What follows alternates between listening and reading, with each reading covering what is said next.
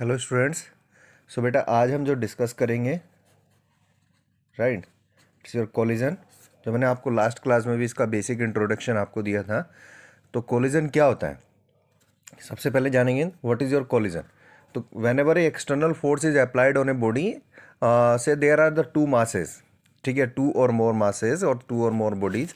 अगर दो या दो से ज़्यादा बॉडीज़ हैं और उन पर कोई हम एक्सटर्नल फोर्स लगाते हैं और एक्सटर्नल फोर्स की वजह से वो इंटरेक्ट करती हैं एक दूसरे से, then this is said to be your collision. So there is, for example, this is a mass m1 which is moving with the velocity u1. Another mass is your m2 moving with the velocity u2. और यहाँ पर इनके वजह से जो force लग रहा है इसमें, तो उस फोर्स की वजह से ये एक दूसरे के साथ इंटरेक्ट करते हैं। ठीक है, m1 m2 and during this interaction some of the momentum as well as some of the energy gets transferred from one body to another body. Then after finally this mass m2 will move with another velocity v2 and this mass m1 will move with a velocity v1. Right, this is said to be my collision. जब भी कोई एक body दूसरी body के साथ interact करती है या स्ट्राइक करती है और during the interaction some of the momentum and energy gets transferred from one body to another body, then this type of interaction is said to be my collision.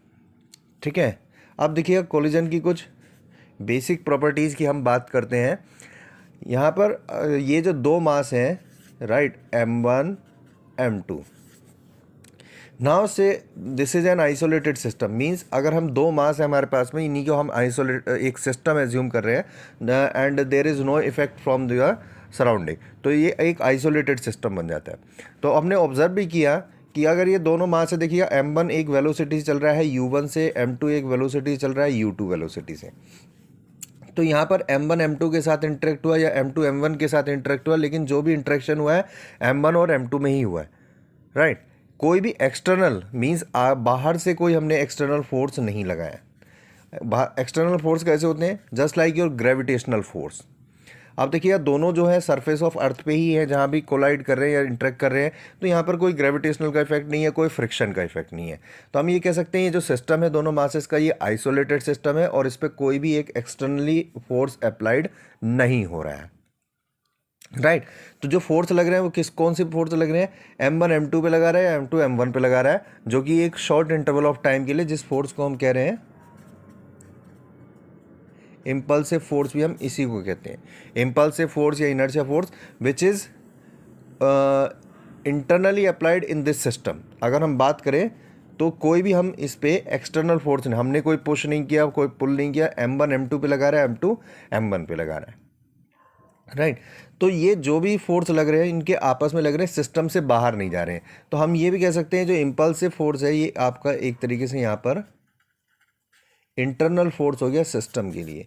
So how much there is no external force on the body. Body पे हमारा कोई भी external force नहीं हुआ यहाँ पर. सो जब भी एक्सटर्नल फोर्स जीरो होता है तो आपको पता है, you know the law of conservation of momentum. Law of conservation of momentum यही कहता है हमारा, क्या कहता है कि whenever there is no external force on a body the linear momentum will remain conserve. So हम यहाँ पर कह सकते हैं P before is equal to P after.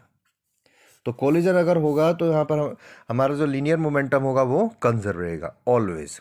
ठीक है, ये जो कुछ इसको हम, ये बिफोर कोलिजन है, ये आफ्टर कोलिजन है, और इसको हम कहते हैं ड्यूरिंग कोलिजन. ये स्टेजेस होती है हमारे पास में. बिफोर को हम अप्रोच भी कहते हैं और आफ्टर को हम सेपरेशन भी कहते हैं. राइट, तो आफ्टर मीन्स सेपरेशन और बिफोर मीन्स अप्रोच. तो P before is equal to P after हो गया हमारे पास में. Linear momentum before the collision is equal to linear momentum after the collision. Now similarly the law of conservation of energy.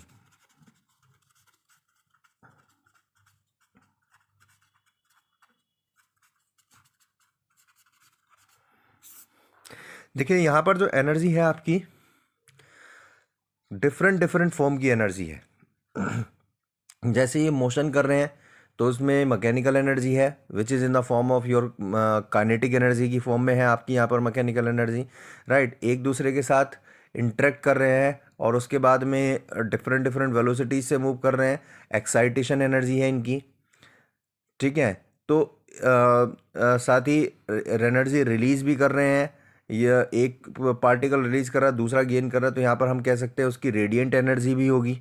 तो different forms of energy हैं हमारे पास में। अगर हम कंबाइंडली करें तो एक एनर्जी की फॉर्म दूसरी एनर्जी की फॉर्म में कन्वर्ट हो रही है। हो सकता है kinetic energy is get converted into the exciting energy, और say maybe exciting energy it gets converted to radiant energy, whatever it is, but the total energy will remain conserved as per the law of conservation of energy. तो law of conservation of energy कहता है the total energy, जो भी हमारे पास में different different forms की energy लग रही है, total energy, net energy, that will remain constant. ये नहीं कहता कि kinetic energy will remain conserve, ठीक है। Kinetic energy may be change और may be constant, but the total energy कहा, ठीक है। तो टोटल एनर्जी जो रहेगी वो आपकी कंजर्व ही रहेगी, राइट। नेक्स्ट जो हम करेंगे तो यहाँ पर कोलिजन जो होता है आपका वो डिफरेंट डिफरेंट टाइप्स का होता है। सो बेस्ड ऑन एनर्जी हमारे पास में हम जो कोलिजन पढ़ते हैं वो 3 टाइप का होता है हमारे पास में। फर्स्ट इलास्टिक कोलिजन या परफेक्ट इलास्टिक, इलास्टिक और परफेक्ट इलास्टिक एक ही होते हैं, ठीक है। दूसरा इन इलास्टिक कोलिजन एंड तीसरा परफेक्ट इन इलास्टिक कोलिजन, ठीक है। इन इलास्टिक को हमने 2 तरीके से कैटेगराइज किया है, एक नॉर्मल इन इलास्टिक और दूसरा perfect in elastic. So perfect elastic में देखिएगा सबसे पहले तो कोलिजन कोई सा भी हो, any type of collision, the linear momentum will remain conserve. So P before will be equal to the P after होगा हमारे पास में, ये तो आपका कंफर्म है, ठीक है। कोई भी ऐसा कोलिजन नहीं होगा जिसमें हमारे पास में लीनियर मोमेंटम कंजर्व ना हो। तो लीनियर मोमेंटम कंजर्व ना हो, लीनियर मोमेंटम ऑलवेज कंजर्व होगा। परफेक्ट इलास्टिक में हमारे पास में जो काइनेटिक एनर्जी होती है that is also remains conserve, kinetic energy भी कांस्टेंट होती है। That means kinetic energy before is equal to kinetic energy after, या ये भी कह सकता हूँ मैं कि kinetic energy of approach is equal to the kinetic energy of separation. In inelastic collision kinetic energy will not remain constant, ये constant नहीं होगी, यानी kinetic energy before is not equal to the kinetic energy after. और generally हमारे पास में जो inelastic के केसेस हम जिसकी बात करें तो यहाँ पर काइनेटिक एनर्जी बिफोर आपकी ग्रेटर देन होती है काइनेटिक एनर्जी आफ्टर से। और मोस्टली जो प्रैक्टिकल केसेस हमारे पास कोलिजन के होते हैं, बैट या बॉल का इंट्रैक्शन, 2 बुलेट्स बॉल का इंट्रैक्शन, वो सब इसी कैटेगरी में आते हैं। Kinetic energy before greater than होती है काइनेटिक एनर्जी आफ्टर के। Now come to your inelastic, perfect inelastic. So this is also one of the type of your inelastic collision. So यहाँ पर भी kinetic energy constant नहीं होगी, ठीक है। लेकिन इसमें एक कैटेगरी होगी कि जो मास है after the collision both the masses moves together, यानी दोनों की जो वेलोसिटी होगी दोनों सेम वेलोसिटी से ही ट्रेवल करते हैं। इसका मैं जैसे ये मास है मेरा m1 moving with the velocity u1, say this is my mass m2 moving with a velocity u2. तो after collision both these masses are stick together, इस तरीके से हो जाते हैं, और ये m1 कंबाइंड होके ट्रेवल करते हैं एक ही कॉमन वेलोसिटी से v से। That is set to my perfectly inelastic. बाकी सब इनइलास्टिक की कैटेगरी यहाँ पर रहती है, काइनेटिक एनर्जी कांस्टेंट बिफोर और आफ्टर आपकी इक्वल नहीं होगी, right. So now this is my collision. फिर से एक बार रिपीट कर रहा हूँ, कोलिजन देखिएगा दो टाइप का होता है, एक इलास्टिक, दूसरा इनइलास्टिक। इनइलास्टिक को हमने दो कैटेगराइज किया, एक इनइलास्टिक और दूसरा परफेक्ट इनइलास्टिक। ठीक है, तो इलास्टिक कोलिजन में देखिएगा, सो राइट, तो कोलिजन हमारा कोई सा भी हो, आपका लीनियर मोमेंटम आपका कंजर्व रहता है, लेकिन अगर इलास्टिक कोलिजन होगा तो आपकी काइनेटिक एनर्जी भी कंजर्व होगी, यानी कांस्टेंट होगी। इनइलास्टिक होगा तो काइनेटिक एनर्जी कांस्टेंट नहीं होगी। परफेक्ट इनइलास्टिक में आपकी जो काइनेटिक एनर्जी कांस्टेंट नहीं होगी, साथ ही आपके साथ में जो बोथ द मासेज हैं दोनों सेम ही वेलोसिटी से मूव करेंगे, यानी आपकी जो दोनों मास एक तरीके से स्टिक हो टुगेदर होके मूव करेंगे। एक और कोलिजन की एक और कैटेगरी होती है हमारे पास में, जो हम divide 1 dimension, 2 dimension and 3 dimension. ठीक है, अगर कोलिजन आपका 1 डायमेंशन में है, 2 डायमेंशन में है या 3 डायमेंशंस में है। 1 डायमेंशन को हम हेड ऑन कोलिजन भी कहते हैं, 2 डायमेंशन इसको हम ऑब्लिक कोलिजन भी कहते हैं। ठीक है, और ये अभी हमारे सिलेबस में नहीं है, इसलिए हम इसको डिस्कस नहीं करेंगे। तो नाउ हेड ऑन कोलिजन यानी 1 डायमेंशन में, फॉर एग्जांपल ये M1 है मेरे पास, ये M2 है, ये M1 V1 वेलोसिटी से ट्रेवल किया, M2 V2 वेलोसिटी, सभी एक ही डायमेंशन में है, यानी एक ही डायरेक्शन में एक्स एक्सिस में कह लोगे। ऑब्लिक में क्या होगा, ऑब्लिक में हमारे पास कुछ ऐसी कैटेगरी होगी, जैसे M1 है, U1 वेलोसिटी से ट्रेवल कर रहा है, M2 है, U2 वेलोसिटी से ट्रेवल कर रहा है। सो आफ्टर द कोलिजन कुछ ऐसा हुआ कि M1 इधर चला गया V1 वेलोसिटी से, और M2 इधर चला गया आपका V2 वेलोसिटी से, right. So this type of collision, मतलब जब दो अलग अलग डायमेंशंस में, डायरेक्शंस में चले गए, तो वो उसको हम कहते हैं 2 डायमेंशंस या फिर आपका ऑब्लिक कोलिजन, राइट। नेक्स्ट एक छोटा सा पार्ट है आपके लिए, coefficient of restitution. What is your coefficient of restitution? It is the ratio of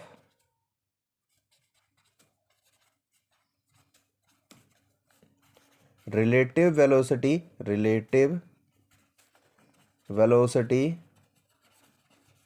of separation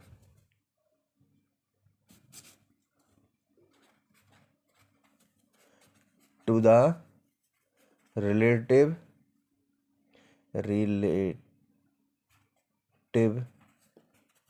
velocity of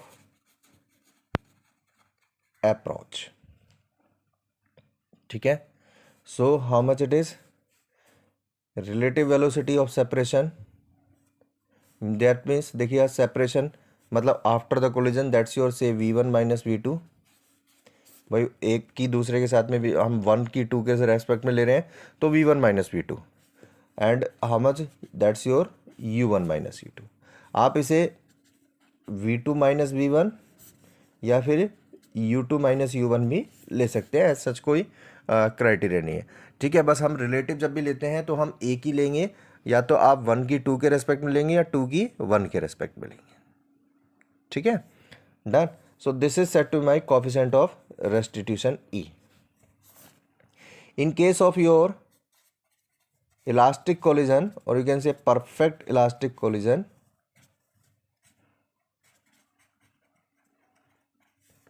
ये हम ऑब्जर्व करेंगे कि this V1 minus V2 is equal to U1 minus U2 आएगा। अभी हम डेरिवेशन करें तो इस केस में जो आपका जो कोएफिशिएंट ऑफ रेस्टिट्यूशन होता है E, that is equal to 1 होता है। ठीक है, in case of your inelastic collision, this coefficient of restitution will be less than 1 होगा और greater than 0 होगा। और in case of your perfect inelastic collision, the E is this coefficient of restitution will be 0, क्योंकि उस case में आपका V1 और V2 दोनों इक्वल होते हैं, एक ही वेलोसिटी से मूव करे तो V1 minus V1 is equal to 0 हो जाएगा आपका, right. So this is set to my coefficient of restitution. ये एक छोटा सा क्वेश्चन एग्जाम में काफ़ी बार पूछ ले जाता है। Now come to the derivation part. देखिएगा इसमें जो कोलिजन में है हमारे पास में, कोलिजन हमारे पास में पूरा कंप्लीट सिलेबस में है, यानी इलास्टिक भी है, इनइलास्टिक भी है, ठीक है, और 1 डायमेंशन भी है और 2 डायमेंशन भी है। लेकिन हमारे पास जो डेरिवेशन है वो है आपके पास में 1 डायमेंशन इलास्टिक कोलिजन का,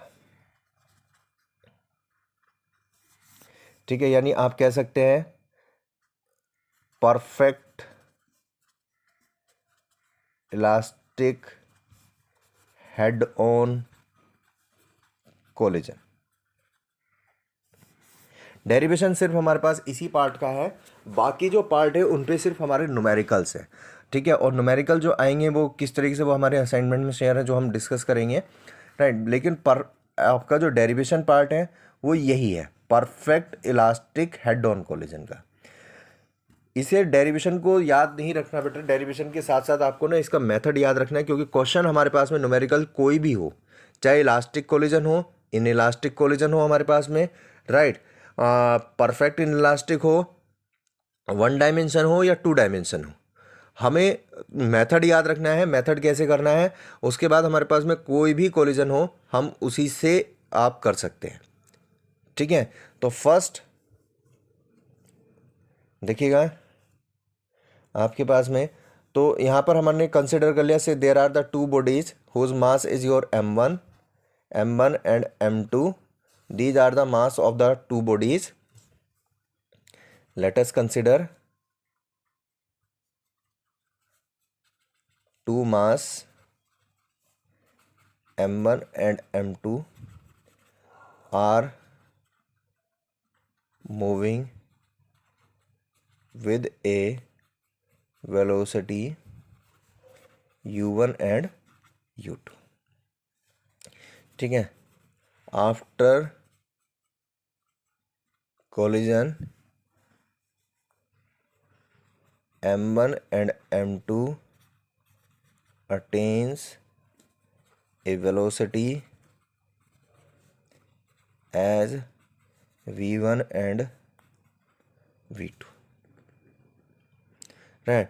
तो इनिशियली वेलोसिटी उनकी u1 u2 है, फाइनल वेलोसिटी आपकी v1 v2 है, मास है आपके m1 m2। Head on collision है, 1 डायमेंशन है, m1 m2। आफ्टर कोलिजन से m1 will move with the velocity v1, से m2 will move with the velocity v2, right. Now देखिए कोलिजन कोई सा भी हो, सबसे पहले हमारे दिमाग में आता है law of conservation of linear moment,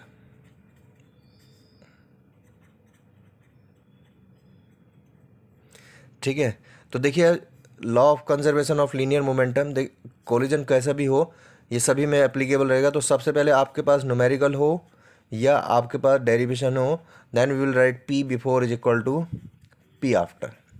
how much the p before, देखिए net p m1 u1 in movement होता है आपका mass into velocity, so initially हो गया आपका m1 u1 plus m2 u2 and p after m1 v1 plus m2 v2। ये p after हो गया, ये p बिफोर हो गया हमारे पास। नाउ यहाँ से हमने क्या काम किया, इसके बाद आप जब न्यूमेरिकल करेंगे तो आपको करने की ज़रूरत नहीं पड़ेगी, ठीक है। ऐसे ही अगर इन इलास्टिक कोलिजन होता तब भी हम यही करते। तो now this is your m1 u1 minus m1 v1 is equal to m2 v2 minus m2 u2। हमने क्या किया है, सिर्फ हम m1 m1 को एक तरफ और m2 m2 को एक तरफ लेंगे। यहाँ से हमने m1 कॉमन ले लिया इस इक्वेशन से, तो u1 माइनस v1 बचा। यहाँ से हमने m2 कॉमन ले लिया, तो ये बचा आपके पास में v2 माइनस u2 बचा। This is my equation number first, right. Now this is your elastic collision, ये आपका इलास्टिक कोलिजन है। तो हमारे पास में इलास्टिक कोलिजन में एक और कंडीशन होती है, kinetic energy before is equal to kinetic energy after, ठीक है। यही चीज़ अगर बेटा इन इलास्टिक कोलिजन होती है तो हम क्या करते हैं, यहाँ पर काइनेटिक एनर्जी बिफोर और काइनेटिक एनर्जी आफ्टर आपकी इक्वल नहीं होती उस केस में। तो वो उसके लिए हमें क्या गिवन होता है, कुछ मेंशन होता है कि काइनेटिक एनर्जी जो है हमारे पास 20% लॉस हो गई है, या 80% आप जो बिफोर काइनेटिक एनर्जी है वो इतनी है, या फाइनल काइनेटिक एनर्जी जो है वो इनिशियल काइनेटिक एनर्जी का 20% है, 70, कुछ भी, वॉट एवर इट इज़, ये हमें क्वेश्चन, तो हमें न्यूमेरिकल जब हम करेंगे तो उसी के अकॉर्डिंग हम चलेंगे। या फिर हमसे चेंज इन काइनेटिक एनर्जी हमें दे देता, या चेंज इन काइनेटिक एनर्जी हमसे पूछ लेता, यानी ये रिलेशन जो होगा आपके लिए ये इक्वल नहीं होगा, और यही रिलेशन आपसे गिवन होगा, या यही रिलेशन आपसे पूछ रहा होगा जब इनइलास्टिक कोलिजन होगा, राइट। सो नाउ यहां पर करते हैं हम kinetic energy before, half m1 u1 square plus half m2 u2 square is equal to half m1 v1 square plus half m2 v2 square. This half half will be cancel out from both side. उसके बाद हम m1 एक तरफ, तो m1 u1 square minus m1 v1 square is equal to m2 v2 square minus m2 u2 square. यहाँ से हम m1 common ले लेंगे तो बचेगा हमारे पास में u1 square minus v1 square, यहाँ पर बचेगा आपके पास में m2 कॉमन ले लोगे तो v2 square minus u2 square.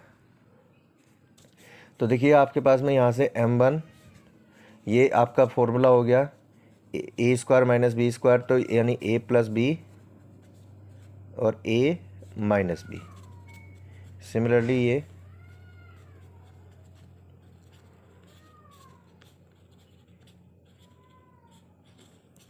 Right, this is my equation number 2। Now equation 2 divided by equation 1, ठीक है, दोनों को डिवाइड कर दिया हमने। m1 this is your u1 plus v1 into में u1 माइनस v1। इक्वेशन 1 थी इधर हमारी m1 u1 minus v1 is equal to m2 v2 plus u2, और this is your v2 minus u2 divided by m2 v2 minus u2. So this v2 minus u2 will be cancel out, m mass cancel out. Finally हमारे पास में आ गया u1 plus v1 is equal to v2 plus u2, ठीक है। यहीं से हमारे पास में जो रिलेटिव वेलोसिटी हमने जो बात किया था, दैट्स योर से v1 माइनस v2 और equal to u1 minus u2, जो हमारा आया वो यहीं से आता है। तो इसीलिए हम कहते हैं जो कोफिशिएंट ऑफ रेस्टिट्यूशन होता है वो 1 होता है आपका in case of your perfect elastic collision. So this is my, ये इक्वेशन, ये रिलेशन मेरे पास आ गया v1 v2 में। हमें निकालना है v1 v2 है, तो एक ही रिलेशन हमारे पास में आ गया। अब हम कुछ नहीं करेंगे, हम सिर्फ सब्सटीट्यूट मेथड पुट करेंगे। अगर मैं v2 की वैल्यू पुट कर दूंगा तो मेरा v1 आ जाएगा। So v2 will be equal to u1 plus v1 minus u2. I will just put this value in your original equation जो हमारे पास में थी, चाहे आप इस इक्वेशन में या इस इक्वेशन में किसी में भी आप रख दीजिएगा। सो इक्वेशन 1 में रखेंगे हम।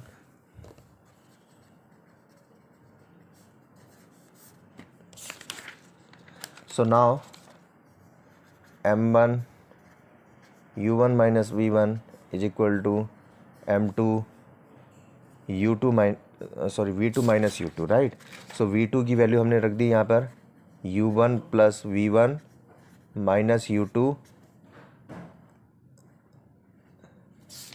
एंड 1 माइनस u2 ऑलरेडी है। तो ये आ गया आपके पास में m2 u1 plus m2 v1 minus 2 m2 u2। This is your m1 u1 minus m1 v1। तो यहाँ से हमारे पास में जो v1 वाली टर्म है, जिसको हमें इसको एक तरफ कर लेंगे तो ये इधर चला जाएगा। सो this is your m1 v1 plus हो जाएगा plus m2 v1 and that's your m1 u1। इधर आके ये m2 u1 इधर माइनस हो जाएगा, तो माइनस का m2 u1, ये माइनस वाली जो टर्म है जब इधर जाएगी तो ये प्लस हो जाएगी। सो प्लस का 2 m2 u2। इसे फाइनली हम v1 कॉमन लेंगे तो m1 plus m2 is equals to ये आपके पास में यहाँ से m1 कॉमन लेंगे हम, सॉरी u1 कॉमन लेंगे तो m1 minus m2 u1 plus 2m2 u2. So how much the v1?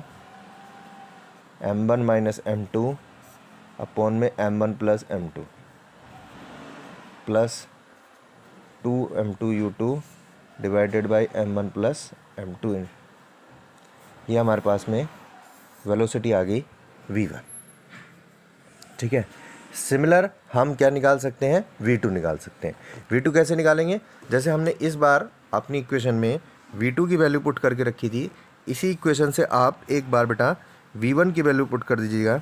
v1 equal to v2 plus u2 minus u1.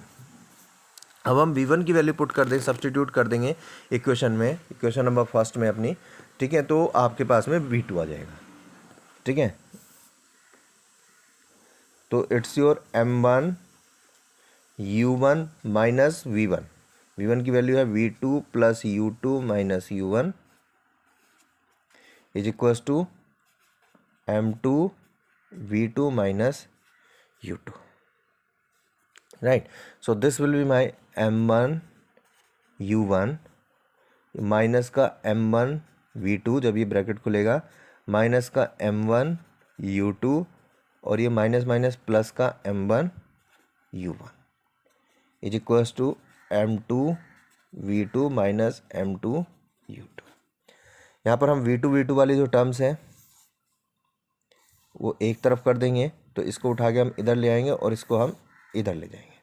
ठीक है, तो पहले तो देखिए ज़रा m1 u1, तो m1 u1 plus m1 u1 2m1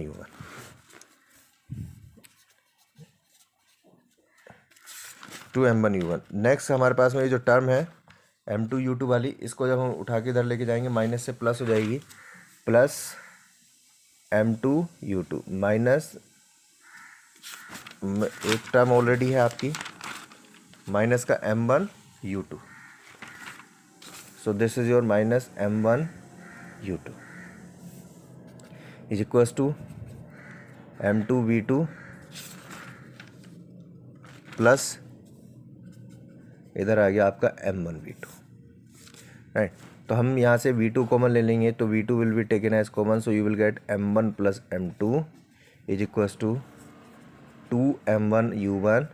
यहाँ से बेटा अगर मैं माइनस में का u2 कॉमन लूँगा तो ये बचेगा मेरे पास में m1 माइनस m2 इंटू में u2, m1 minus m2 into u2.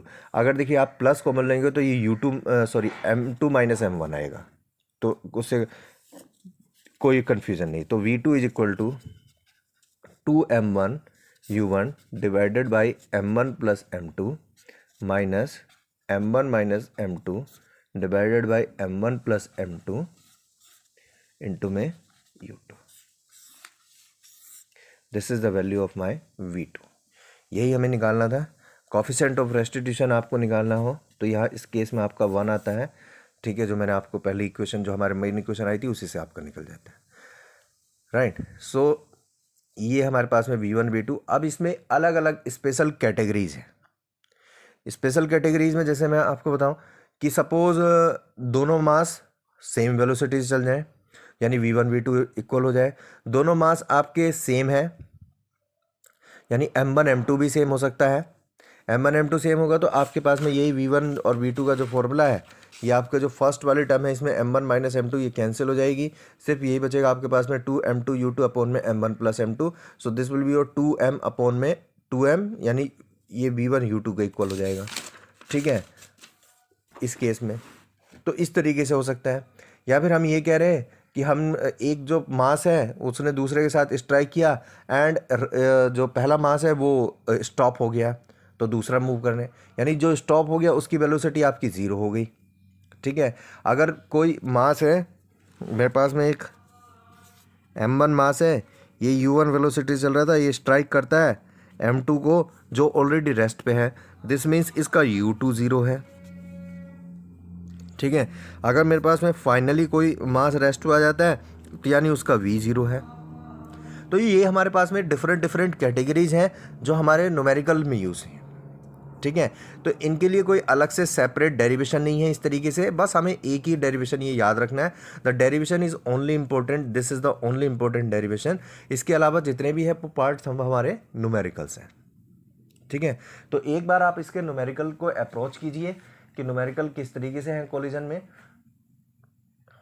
ठीक है, उसके बाद हम जो इसमें आपको इसमें कोई भी डाउट होगा तो आपको शेयर, उस पर आप मुझे शेयर कीजिए। ठीक है, तो now there is one another category है हमारे पास में, एक और कैटेगरी है। ठीक है, जैसे मैंने आपको बताया था इनइलास्टिक, तो इनइलास्टिक में हम क्या करेंगे, हमारे पास न्यूमेरिकल जो भी होगा सबसे पहले हम P before is equal to P after का फॉर्मूला लगाएंगे। उसके बाद आपको निकालनी है इसमें, या तो आपको चेंज इन काइनेटिक एनर्जी निकालनी होगी, या आपको यही चीज़ आपको एक तरीके से गिवन होगी, that's your kinetic energy before minus kinetic energy after. क्योंकि यहाँ पर जो बिफोर है वो काइनेटिक एनर्जी ज़्यादा है, इसलिए हम ये बिफोर माइनस आफ्टर करते हैं, राइट। तो इसी तरीके से आप ये आपको रिलेशन गिवन होगा तो हम यहाँ से वो निकाल लें, दूसरी इक्वेशन निकल जाएंगी, और हमें फाइनली V1 और V2 ही निकालने होते हैं। तो दो इक्वेशन हमारे पास हैं, दो ही वेरिएबल हैं। नाउ कम टू योर, अगर आपके पास में 2 डायमेंशन हो, 2 डायमेंशन में पर आपका कोई भी हो सकता है, तो M1 है U1 वेलोसिटी से, M2 है U2 वेलोसिटी से, राइट। आफ्टर द कोलिजन, ठीक है, से M1 इस डायरेक्शन में गया है V1 वेलोसिटी से, M2 इस डायरेक्शन में गया है V2 वेलोसिटी। ये एंगल आपका θ1 है, ये एंगल आपका θ2 है। तो हम क्या करेंगे, हम वही करेंगे जो हम पहले करते आए। अगर देखिए इलास्टिक कोलिजन है 2D में, जनरली 2D आएगा तो इलास्टिक कोलिजन आएगा। ठीक है, बहुत रेयर चांस है कि आपका 2D में इलास्टिक। तो हमारे पास में यहाँ पर पहले तो P before is equal to P after लगेगा, दूसरा kinetic energy before is equal to kinetic energy after का फॉर्मूला।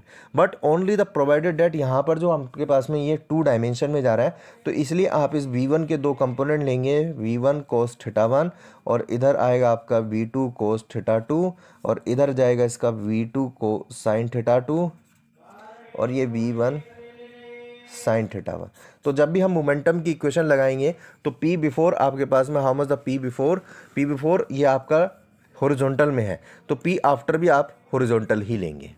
ठीक है, लेकिन काइनेटिक एनर्जी के लिए आपको इस तरीके से लेने की ज़रूरत नहीं है, क्योंकि एनर्जी आपकी वेक्टर क्वांटिटी नहीं होती है, स्केलर क्वांटिटी होती है। तो वहाँ पर आप फॉर्मूला लेंगे half M1 U1 square plus M2 U2 square is equal to half M1 V1 square plus half M2 V2 square. अगर ये आपका इलास्टिक रहता है, इलास्टिक रहता है तब भी हम काइनेटिक एनर्जी इसी तरीके से निकालेंगे। यानी काइनेटिक एनर्जी में हम वेलोसिटी कंपोनेंट नहीं लेते, उसमें डायरेक्शन हमारे लिए मैटर नहीं करती है। लेकिन मोमेंटम एक वेक्टर क्वांटिटी है, तो इसलिए आपको उसकी डायरेक्शन लेनी होगी। तो देखिए इनिशियल जो मोमेंटम है बिफोर वो आपका हॉरिजॉन्टल है, तो यहाँ पर भी हम फाइनल जो लेंगे वो आपका हॉरिजॉन्टल ही लेंगे, यानी M1 V1 cos θ1 plus M2 V2 cos θ2। The only difference is this. ठीक है, तो जो काम हम पहले कर रहे थे, और θ1 और θ2 के लिए आपको रिलेशन क्वेश्चन में मेंशन होगा, या तो θ1 θ2 डायरेक्ट देंगे या उसके लिए कोई इक्वेशन कुछ भी आपको रिलेशन गिवन होगा। ठीक है, तो इस तरीके का क्वेश्चन भी हमारे असाइनमेंट पे है। ज़्यादा क्वेश्चन इस असाइनमेंट पे है नहीं, मोस्टली तो थ्योरी क्वेश्चन है हमारे। ठीक है, only 16 question are there, out of which approximately अगर मैं बात करूँ ठीक है 8 या 9 क्वेश्चन हमारे पास में इसके न्यूमेरिकल्स हैं। ठीक है, तो आप ये जो है आज ही इसके न्यूमेरिकल्स को करें, सोल्व करेंगे, और आज ही आप इसको शेयर करेंगे मुझे, राइट। तो आज ही आप इसका सॉल्यूशन मुझे शेयर करेंगे। ठीक है, इसमें और जो भी डाउट्स होगा वो हम डिस्कस करेंगे। आई एग्री, पहले आप सोल्व कीजिए, कुछ क्वेश्चन बहुत ईजी हैं, लास्ट के क्वेश्चन हैं जो मैंने आपको बताया, जिसके मैंने एग्जाम्पल भी दे दिए हैं, आप ट्राई कीजिए, अगर नहीं होता तो फिर हम उसको सोल्व कराएंगे, राइट। Thank you.